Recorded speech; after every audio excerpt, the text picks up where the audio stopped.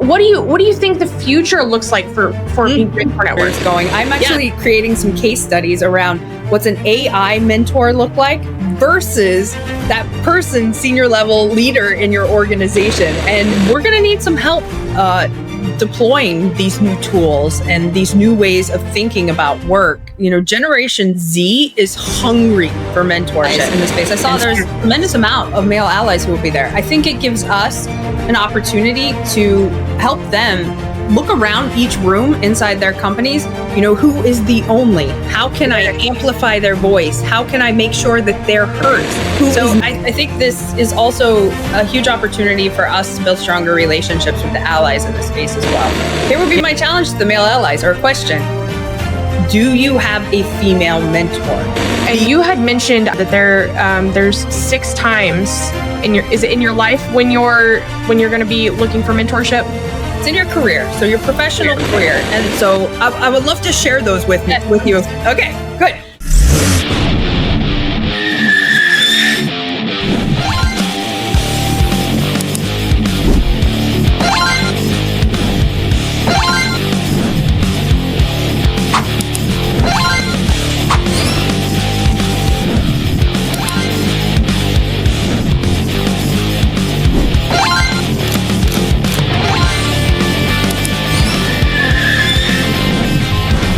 Welcome back to another episode of the I'm a Car Chick podcast.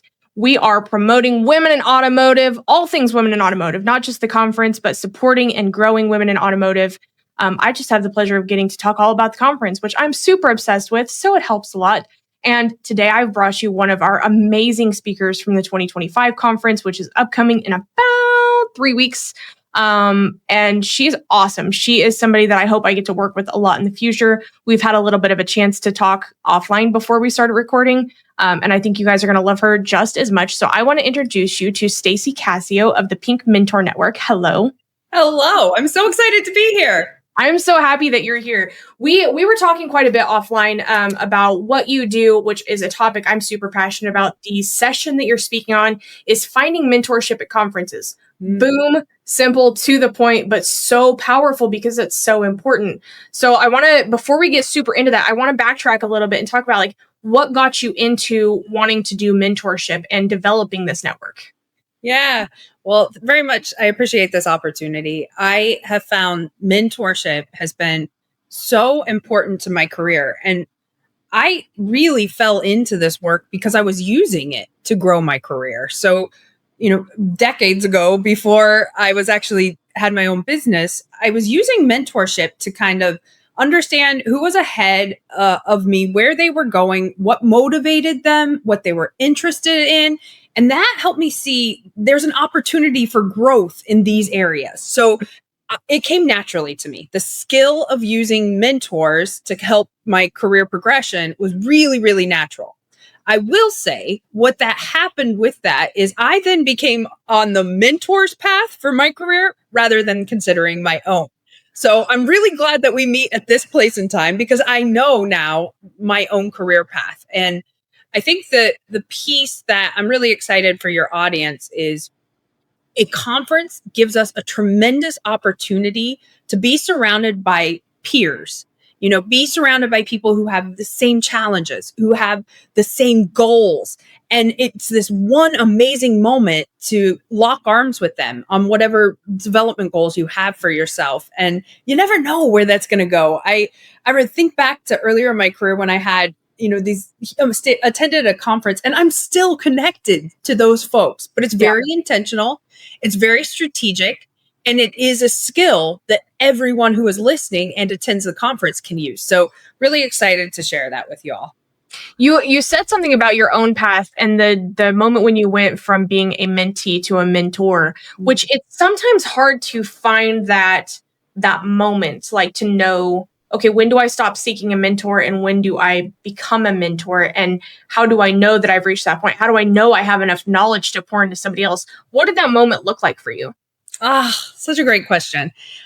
I think there are 2 important days in your career. There's the day where you begin, and then the day where you become a mentor. And the reason that's a powerful moment is up until that point, you're building your career one day at a time, one hardship at a time, one goal at a time. And then you come to this place where you realize my experiences are valuable to others.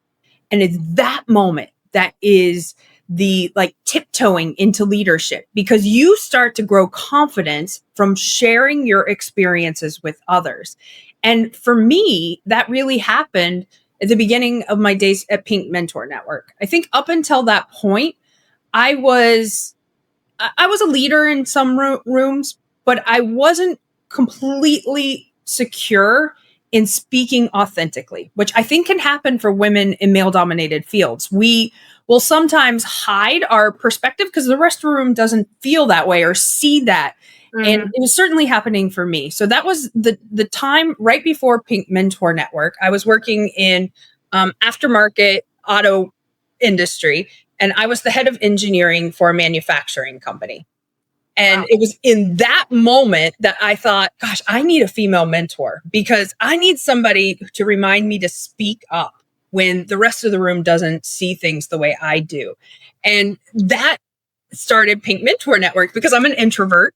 I am always like trying to find ways to grow and develop. So I thought, oh, if I start this community where I could invite the most successful women who would say yes to me to share their perspectives, I might learn and grow and maybe even find a mentor. Had no idea it would change my whole life. And it would put me on a path of the work I do now, which is delivering this mentorship model to organizations where there are fewer female mentors at the top. But it becomes crucial that we share and leverage that female mentorship, and it reaches as many people in the workforce as possible. So I help organizations kind of structure mentorship a little bit differently, which is just an absolute joy. And I know it's the reason I was put on this earth. It's just like finding that thing that lights you up, and you get to do it every day. I can see that passion in you. It's so vibrant and just like spilling out of you. And I love everything about it. You said something interesting about, needing that female mentor to help you speak up when you needed to and have that level of authenticity. And I think there's a lot of traits that aren't taught when we're kids, that aren't taught to us by our parents in schools or anything like that, about communication in specific, and how to handle conflict, healthy conflict, how to, be open and honest with your peers at work, at home, anybody you come in contact with. This episode is brought to you by Epic BDC, your #1 outsourced BDC solution. Check out more about Epic BDC by clicking the link in the show notes or visiting epicbdc.com. And I think that's such an important piece of elevating women in this business, is especially if you're in a male-dominated industry, because you're going to be more likely to stay quiet when you need to speak up. How do we come about like introducing these traits a little bit sooner, or how does that play into the mentorship network in teaching communication skills and stuff like that, and overcoming those fears of speaking up? Yeah. So a couple thoughts here. Number one, I would advocate that you find a communication mentor. So look for somebody who communicates well in a room or communicates well in your team meeting, and ask them how they present. Because what you'll notice is that they're presenting in a different way, that everyone is open to it. They also probably have developed relationships, and they can speak to how they've established these relationships to be heard. So look for a communications mentor. The other mentor I recommend you look for is an emotionally intelligent mentor. Yes. Oh my goodness. I think we as women have such a superpower here. We can even be a mentor in this capacity. And so finding that person who can deliver a message in a way that emotion is out of it, like it's direct. And a trick that I have learned in becoming a more emotionally intelligent leader is to focus on process, project, and product. Those three things, offering improvements in those three areas, even when it presents as a people problem or just a problem. Like usually you'll feel the symptom of the people or the problem before you'll actually think about the solution. So anytime I'm presenting a solution, I talk in process, product, or project, because the team around you can get behind those three things. A colleague of mine says naming is shaming. So when we start to point fingers at people, no one wants to hear it anymore. And conflict becomes the thing that stops progress. So focus on those three things and eliminate the names or the actual symptom of whatever's going wrong. I love everything you just said about that. And it hits on something that I literally was talking to a coworker about yesterday with emotional intelligence, because it's been something that over the past like 12 months, I've personally been trying to work on myself, like at home, in my marriage, like those moments where something happens and you immediately like feel your adrenaline spike and you want to react either angry or sad or just out loud, and just stopping yourself from talking out of emotion even. And I wonder why. And I don't know if it's just hormonal differences. Why do we feel like that's something that we need to focus on more with women than men? Is it the hormonal response? Is it the, we've got all of these powerful emotions that we have and we just want to use them to our benefit? What is it? Yeah, that's such a great question. I find for myself, it's the emotion, especially the high emotions. They're so intense that I bring them into other conversations and relationships. So a couple things that I have learned to do to not bring work home with me. When I had a regular commute, I would pull into the garage and I would open the glove compartment.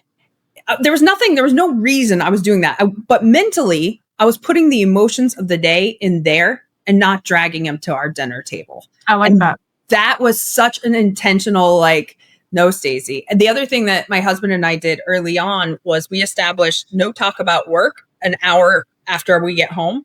And the idea there was don't let your emotions of the day bleed into other relationships. So I think we can be really intentional, and it will be hard because we have to train ourselves to leave it there. I have found, especially for women, we so often will bring in it's kind of this difference between authenticity and transparency. We'll leave the good stuff outside of the relationship. So one thing that I've noticed about successful female leaders, they never bring their accomplishments home. And I think we should give our families a reason to root for us.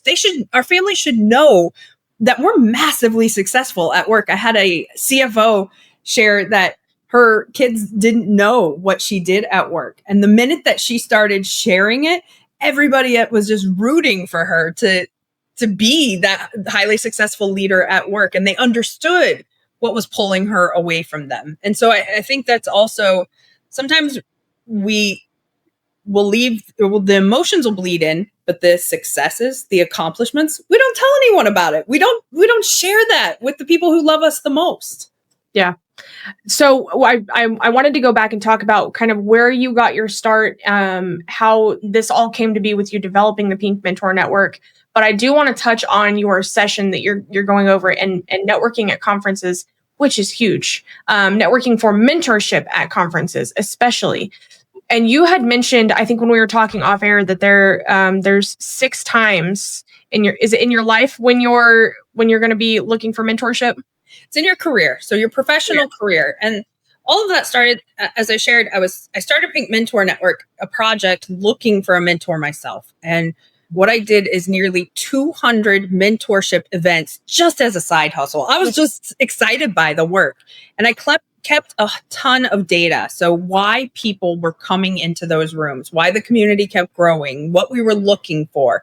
And what I found is there were 6 times in our careers that if we found a mentor, our career would accelerate. But if we didn't, we would stumble through the experiences until we developed the skills and wisdom for ourselves to move forward. So what we can do is shortcut the career progression ladder by making available those mentors in those critical places and then accelerating from there. So I would love to share those with you. Okay, good. So it'll be a preview of what I'm going to share at the conference. And at the conference, I'll share some indicators and some questions that you can ask the people around you. But the times in our careers where we need mentorship is anytime we start. So we are looking for an early stage mentor. Think about Did you know that there's a monthly newsletter where you can keep in touch with everything the I'm a Car Chick podcast is up to? There is. Check out the show notes below, and you can also follow us on all social media and stay in tune with whatever we're up to. When you started at your company, when you started as a manager, maybe when you started as a parent, when you started as a partner, anytime you are starting, you are looking for a recipe of success to mimic until it authentically becomes your own. So if you have access to early stage mentors, that will accelerate your onboarding to that new role. Right. So huge. The next one is when we lead. So we are not taught to lead. You can go to a million leadership development classes. When you sit in front of your team, you still don't know what to do. So you are shown. And when you're in the presence of a good leader, you feel it. You start to get excited when they speak. You're engaged by what they're sharing. You go to action for them. So finding those qualities in a leader who you believe in, really important. The next two are crucial to our technical background. So anytime we're getting ready to be an expert, building credibility and reputation in the organization or in the industry is so important. You are looking for a trailblazer mentor, somebody who already has it and can endorse you and say, hey, I know Shasta is amazing. We need to take a look at her. So now all the credibility I have in the industry, people are looking at you. So really important. But the flip side of that, and one companies do a terrible job of seeing, is innovation. The future of your work and your services and your products is not going to come from the people who have already used it. It's going to come from the people who are up and coming. We need to pay attention to the fresh ideas, new perspectives. I say in AI and everything that's happening with the tools that we're bringing into the industry, we really need to pay attention to these horizon mentors. They tell us what's coming next in our industry. Yeah. And then the last two are more personal. So anytime you're getting ready to grow, so think about your compensation, think about your network, think about your resume, think about all those little growth steps that you take in your career. You're looking for a connector mentor, somebody who could open the door for you. Yep. Huge at conferences. They're everywhere at conferences. Conferences are filled with connector mentors. So there'll be a huge opportunity for everybody in the room to get to know the folks next to them and what doors we can open for each other. And then the last one is your advocate mentor. So these people just help you on the hardest parts of work. So I have found work isn't all wonderful, and there are days that are really hard. And my advocates are rooting for my work, not just me. My friends and family love me, but my former managers, my former teammates, my clients, they're rooting for me to get back to work and to do this because they understand how important it is. So it's this huge kind of collection of people we need and support we need. And I recommend, and what I'll be sharing at the conference is, instead of looking at relationships, think of moments. And the conference is a perfect moment to perhaps meet many potential mentors. That's huge. And all of those, I can tell you from experience, there's been a place where at every single one of those points you mentioned in my career where I'm like, yep, needed one of those. Yep. Yes. Absolutely. It's huge. Yes. So how, let's talk about Pink Mentor Network. How does somebody get involved as we'll touch on both as a mentee and a mentor, and what does that process look like? I mean, is it an extensive interview or, questionnaire process with that person to learn more about their needs and match them with the right person? What does this look like? Yeah. So in the early days, it was a community of individuals. What I have found and what I do today is I work with organizations like Women in Automotive to help them structure their mentorship programs based on this language. So we all speaking from the same language. We all know who and what we're looking for, and then building out the mentor skill set. So there's no actual community anymore for individuals. But this is where I think we have a huge investment in the conference, is we can talk about what do we need, and then, look at industry professional associations that can help us build this community. So I more am behind the scenes for amazing communities like this. I love that so much. Yeah. How did you start finding individuals to be mentors when you started this up? So there's an unlearning that I think has to happen. What we think is that we're not ready to mentor. And instead, you're ready to mentor at this point. You're just looking at your audience as people ahead of you instead of who's coming up behind me. Like, how can I give back in a way? And what you will find is that give back to the people coming up behind you is actually fuel for the rest of your journey. It's the stuff, it's the motivation. And I think there's just this training for mentors. I've deemed 2025 the year of the mentor because I want us all to recognize it's within us. Sometimes the volume control is a little lower. Maybe you don't have quite as much to share at this point in your life. Fine, but there's still something. Mm-hmm. And so I think it starts as a whisper. And as you get, more social and career capital, it's, for me right now, it's like I'm volume 10 and I'm like, yes, Shasta, let's talk about this. Let's have more open conversations. Let's think of ways that we can support one another because honestly, we've never needed it more. Right. I mean, you hit the nail on the head. We have never needed it more. And I think we have so many people who are just hungry for those connections and hungry for someone pouring into them and also someone to pour into and, have those really strong relationships. And these people turn into friends, not just mentors. Like these are lifelong friends. What do you think the future looks like for Pink Mentor Network? This episode is brought to you by SCP Agency, your one-stop shop for organic social media. Check them out by clicking the link in the show notes or visit scpagency.com.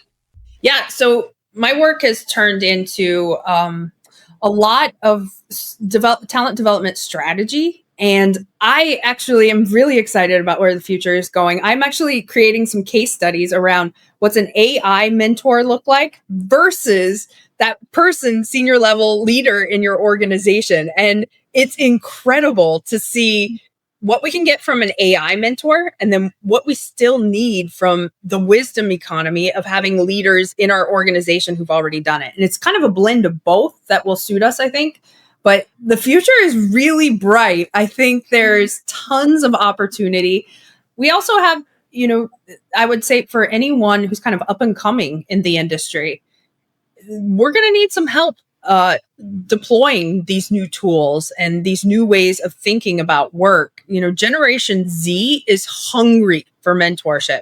And so we're going to have to develop our mentors quicker. We're going to have to think about, what are the mentoring moments inside each company that we can just create. These are the times where these people are going to step up. And it's not a giant lift. I find with traditional mentorship, the bandwidth required is exhausting. Yeah. And it feels, you meet somebody and then it gets a little awkward and then you don't know what to do next and you don't want to leave them, but it's not going anyplace and it just gets really awkward. So I think we can kind of turn these into mentoring moments rather than really heavy relationships that you carry through your life. The interesting thing about my mentors is they all know how grateful I am for that place in time where they've had a huge impact. And I remind them often, I send them notes and all of that. And I always say, I don't need you right now, but I appreciate you always hold the door open for me. You don't have to just hard end a relationship with a mentor. You can say, I appreciate everything you've done. I'll follow up when I think our next conversation is needed. Absolutely. And you said something very important about generations. And I think that especially in automotive, as we look at the generations, going from boomer to Gen X to millennials, now to Gen Z and Gen A, when we look at that, we see a different pattern of what mentorship looked like for each of those, like where the boomers and Gen X didn't have mentors. They didn't have people pulling them up or, investing in them. It wasn't widely talked about then. It was you go to work, do your job, you come home, you go to work, do your job, come home. And, we didn't have the technology. They didn't have the technology that we do now to even work from home or do a whole lot of extra learning. College was much more prominent back then where your mentors were in the schooling network. Yeah. And so as these generations evolve, you mentioning the AI mentor, that's huge because so many conversations that I've had lately have been based around, someone called it my phantom coworker, their AI person that really just helps them with everyday tasks and things like that. And so I am very curious to see, have you started on that case study already? Like, have you seen a little bit of the differences? What Yeah. are some benefits of the AI mentor that, maybe human doesn't have? Or I know I want to touch on both, the benefits of both, and I'll shut up. Yeah. So I think the opportunity we have with artificial intelligence is helping us see what we haven't considered. I think that's always where are your blind spots? That's the interesting piece about, the human dynamic is both humans come into that relationship with some blind spots. You don't know what it is. But when you have an AI mentor, you can say, how should I prepare for this conversation? What am I not considering here?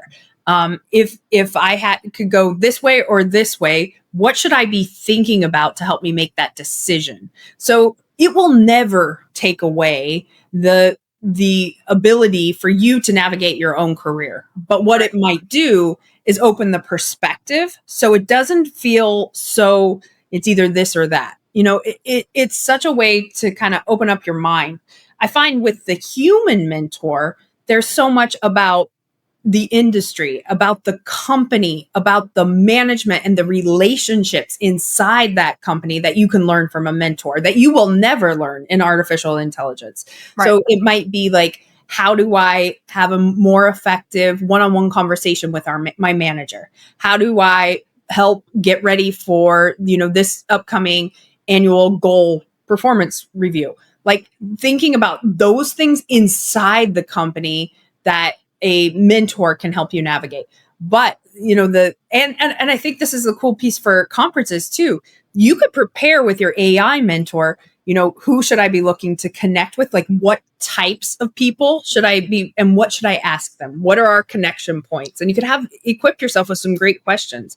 Then when you talk to the people, you're going to notice, it's a little different than as formalized as the artificial intelligence. Some of this just happens over a cocktail during the reception.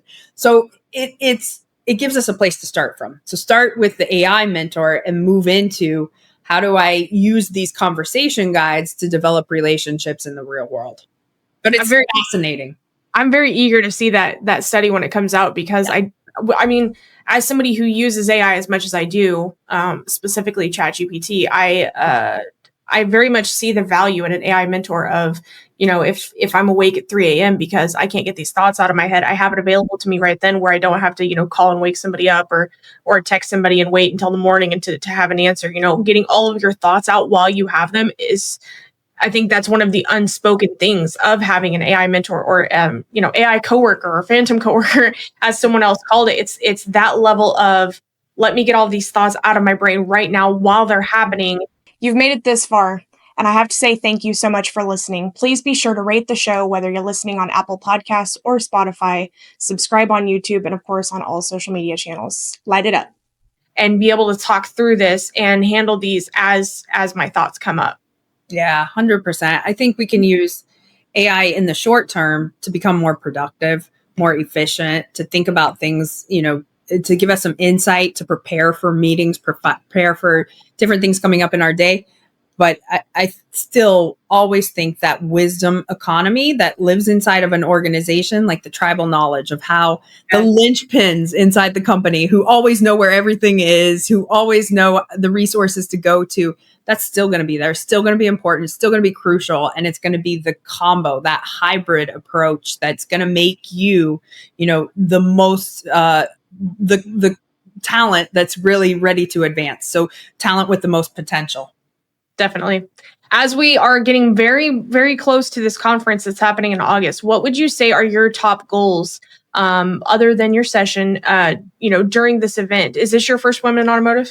It is. I'm really grateful. Yeah, I have not been yet. First of all, Nashville, I can't wait. I've never been to Nashville. So it's a great opportunity. Yeah. I know. I've heard all the exciting things. I got a pair of pink cowgirl boots. Love. For free, I might add. I had a friend that bought them and they didn't fit her. And she's like, you can just have them. And they're like rhinestone sparkly, all up, like they're going to be up to my knees. I am pumped for Gosh, I didn't even think about that. But what a great accessory for the conference. Oh my gosh. I know, because I'm not a cowgirl by any means whatsoever. And so I'm like, I don't even know how to dress the part. Yeah. But anyways, back to my question. Sorry. Well, I'm really excited, as I said, that give back to be a mentor in spaces like this, because I am very familiar about the dynamics and the way that, women succeed inside this industry. And I'm 100% about supporting that. So I welcome conversations, even if you just need a sounding board or a thought partner or one conversation about career progression in the industry or how to find a mentor inside your company or anything like that. Those are the conversations I'm really looking forward to, because that give back is the fuel for my work, and totally open and welcome to any of those conversations. I love that. Yeah. I love that so much. It is so important. And you and I had talked a little bit offline about the Women in Automotive mentorship program, and I'm going to do my best to get you involved in that and see what we can do there, because it's obviously it's why people come to Women in Automotive, is to find mentors, to find connections, to learn more. And so being able to give that option to them is so, so huge. So I'm very excited to see where this ends up. I think there's another opportunity there. So the male allies in the space, I saw there's a tremendous amount of male allies who will be there. I think it gives us an opportunity to help them look around each room inside their companies. Who is the only? How can I amplify their voice? How can I make sure that they're heard? Who is missing? Do we have good representation of all of our departments, of all genders, of everyone, all of our customer base? So I think this is also a huge opportunity for us to build stronger relationships with the allies in the space as well. Yeah, I've heard it before in the past that men think that we have this conference to come together and beat on them or talk on them, and it's not at all what it is. We welcome men to these events. We never want a man to think that he's not welcome or not wanted there, because we can't make progress without everybody being on board, and everybody includes men, guys. You guys are included in that, so it's very imperative that we have. Here would be my challenge to the male allies, or a question. Do you have a female mentor? Because and for women, we need to have male mentors, because it opens your perspective. When you receive counsel from somebody who isn't thinking like you will only get stronger and more competitive at your work. So I'll give you a little final story. I work with a manufacturing company, very heavily male dominated, and I work with their high potential group. And basically what we're doing is teaching some of the skills of emotional intelligence and some of these, softer skills that make you better leaders. And we went through the emotional intelligence training, and one of the gentlemen came back to me and he said, "Stacy, do you know this works at home too?" And I was like, "Yes, it will. Yes, it will. And your wife will thank me." So I just think, we have to open our minds up a little bit and allow, all perspectives to influence the way we work. It's funny how sometimes some people are hesitant to, work style learning or reading leadership books, reading things like that really impact your personal life, sometimes even more than your professional life. Like, you take those communication styles home, or the emotional intelligence or critical thinking, things like that, maybe you weren't privy to before or weren't aware of controlling before. That, so much play a role in personal life. Like, I use so many more tactics that I've learned in workbooks at home than I do at work sometimes. Yes. And just as a human being in general, I know that I am a better citizen just by the work that I do in the mentorship space. So I 100% agree with you. There is value in development in all areas of your life. Absolutely. What is the best way for people to connect with you ahead of the conference? Oh, great. I am very active on LinkedIn. It tends to be the place where I get the most interest. I actually do a mentoring moment newsletter there. I welcome anybody who's interested in being a stronger mentor to subscribe. So what it does is it looks at moments like perhaps preparing for a one-on-one conversation or preparing for a meeting. And it helps you think about it from a mentor, not just a leader, not just an individual contributor, but how would a mentor look at this opportunity? And how would you use your experiences to develop others? So it's a real easy, prompts for a mentor and then action items for a teammate. So it's a great opportunity to kind of look at some of this work before the conference. What did you say the name of it was? Mentor Moment? Mentoring Moments. Yep. Mentoring Moments. Okay, I'm going to write that down so we'll put it in the show notes. Great. Perfect. Well, thank you so much for coming on today. This was such a good conversation, and I can't wait to meet you in person at the event and do some additional networking with you and a little bit more conversation and get to know you even more. Oh, I look forward to it and seeing you in your pink cowboy boots. Can't wait. Yes, I'm all pinked out. I love that the name of your company is pink because I'm like pink. I love pink. Me too. Awesome. Thank you so much. Audience, be sure to check her out on LinkedIn, be a part of that newsletter. And of course, if you haven't yet, get your ticket for Women in Automotive and remember to use code CARCHICK25 for your exclusive discount. And we'll see you for the next one. Have a great day.